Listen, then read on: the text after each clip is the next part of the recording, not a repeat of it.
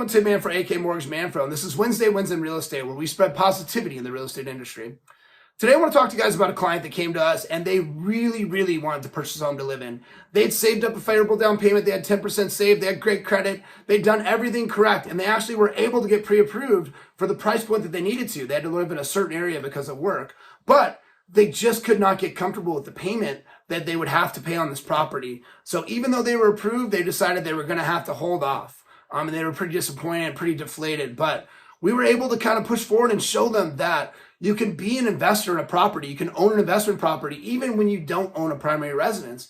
So we did show them that they could put 20% down on an investment property, which they had enough money saved to do, purchasing in a different area. So they set out, and it was a long journey. They've been looking for over 4 months for properties that actually were going to cash flow and make sense in the area that they were looking to purchase in.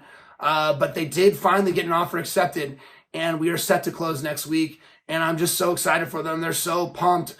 This property is going to be a great first property for them to own as an investment. They're already looking for their next one. But this just goes to show you, like, owning real estate, whether it be a primary residence or investment property, is going to be beneficial for you. And you need to stay positive and look for those opportunities. This is Wednesday Wins in Real Estate. And I'm Tim Manfro, aka Mortgage Manfro. Thanks for watching. Spread positivity in the real estate industry.